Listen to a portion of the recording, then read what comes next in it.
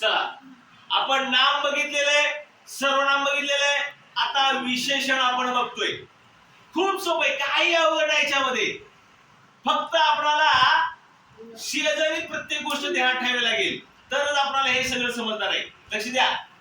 विशेषण जर आपल्याला शोधण्यासाठी नाम आणि सर्वनाम माहित पाहिजे.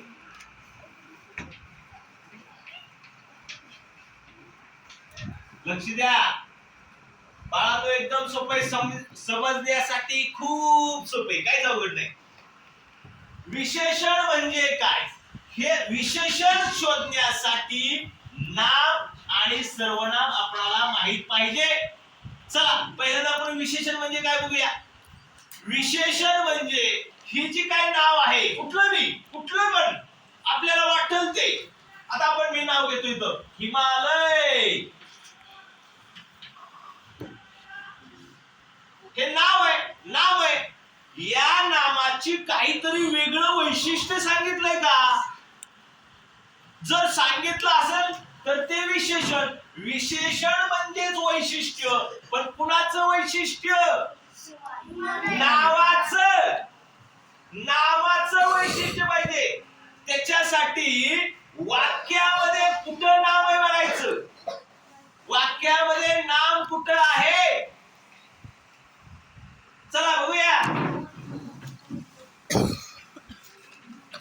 हिमालय हा उंच पर्वत आहे. लक्ष द्या, तुम्हाला प्रश्न विचारतात, साधा सोपा, काहीच अवघड नाही.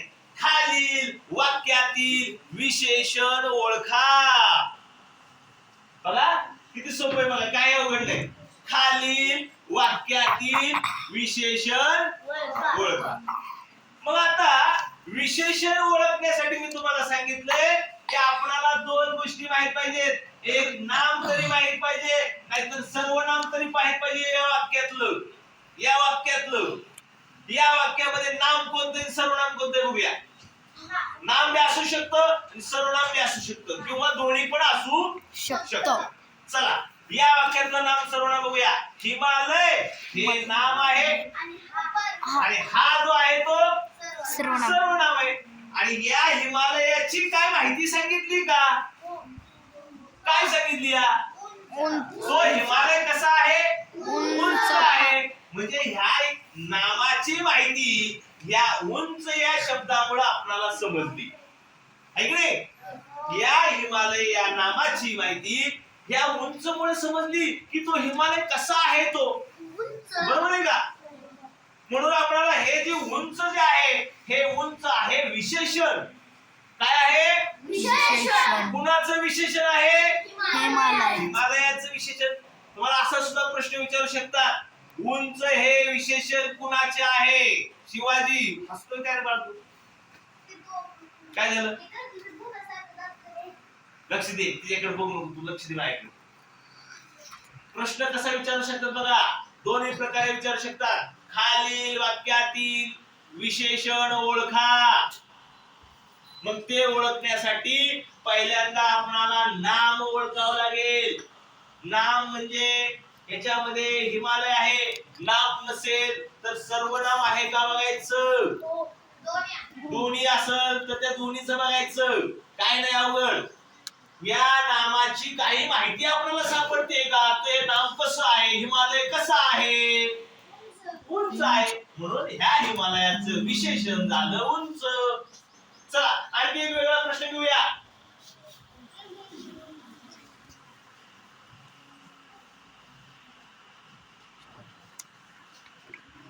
झाडावर दोन पक्षी बसलेले आहेत. लक्ष द्या, खूप सोपा प्रश्न आहे. या वाक्यातील विशेषण ओळखा. विशेषण ओळखण्यासाठी आपल्याला नाम आणि सर्वनाम माहित पाहिजे. चला, नाम आणि सर्वनाम बघूया.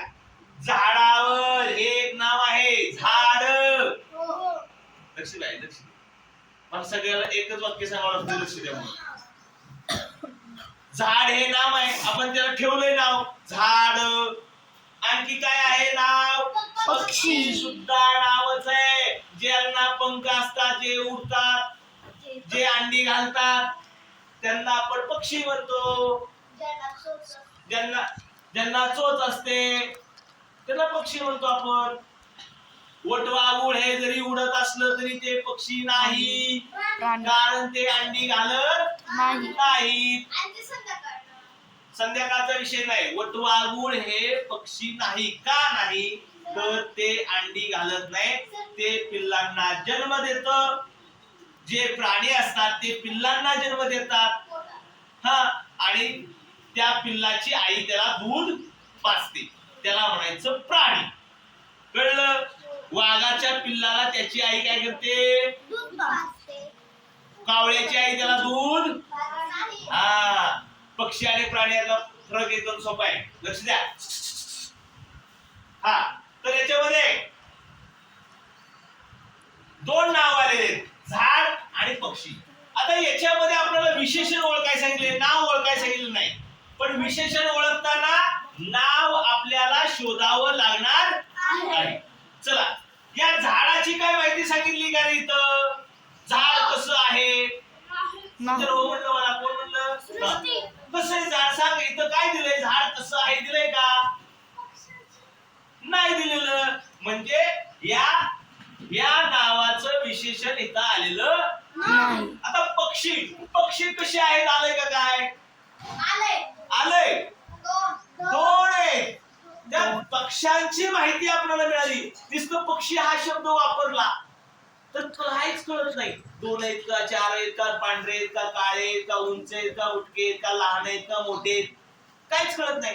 पण दोन पक्षी, या पक्षी या नावाचं विशेषण आहे दोन. त्या पक्षी या नावाची जास्त माहिती सांगितली, जास्त. आणखी कुठल्या शब्दाने? दोन या शब्दाने. म्हणून दोन हे काय आहे? विशेषण.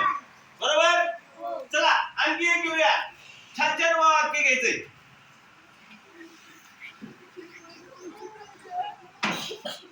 हा काळा दगड पाण्यात बुडतो. लक्ष द्या, एकदम सोपं घेऊया. लक्ष दे रे, लक्ष दे. हा काळा दगड पाण्यात बुडतो. प्रश्न विचारला, खालील वाक्यातील विशेषण कोणते? विशेषण ओळखण्यासाठी पहिल्यांदा नाम आणि सर्वनाम शोधायचं. नाम काय आहे का? आहे. दगड हे नाम आहे. चला, सर्वनाम आहे का? आहे. काय? हा सर्वनाम आहे. आणि मग या नामाचे काही माहिती आपल्याला मिळते का? हा कसा आहे? काळा. म्हणजे काळा हा सर्वनाम आहे. सॉरी, विशेषण आहे. मग तुम्हाला आणखी प्रश्न विचारू शकतात. काळा हे विशेषण कुणाचे आहे? मग पर्यायामध्ये देत्याल.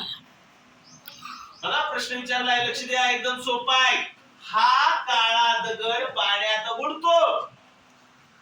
आणि प्रश्न विचारत्याल की याच्या काळा हे विशेषण कुणाचं आहे? पर्याय देत्याल. हा पाण्यात बुडतो. समजा तीन पर्याय दिले आणि या तीन पर्यायातलं कुणाचं असेल हे विशेषण?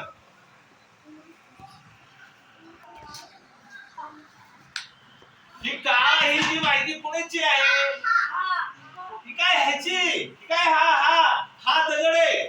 म्हणजे या सर्वनामाचं विशेषण आहे. आणि दगड याचं सुद्धा आहे. हा या सर्वनामाचं विशेषण आहे काळा, आणि दगड याचं सुद्धा विशेषण आहे काळा. नीट आपण वाचल्यानंतर आपल्याला समजणार आहे ते. कळलं का नाही? हा, दगडाचं सर्वनाम आहे हा. बरोबर सांगितलं वादिनी. लक्ष द्या बाळांनो, लक्ष, एकदम सोपं, काय अवघड नाही. दगडाचं सर्वनाम आहे हा. कारण सारखं दगड म्हणण्यापेक्षा तिथं हा म्हणू शकतो आपण, तो म्हणू शकतो, त्याला म्हणू शकतो. असं सर्वनाम आपण शिकलेलो आहे मगाशी. कळालं का इथलं विशेषण? काळा. दगड कसा आहे? दगडाची माहिती जास्त आपल्याला सापडली कोणत्या शब्दाने? काळा. म्हणून काळा हे विशेषण आहे. बरोबर? बरोबर. परत एकदा सांगतो, विशेषण शोधण्यासाठी आपणाला त्या वाक्यातलं नाम आणि सर्वनाम शोधावं लागतं. समजलं? चल.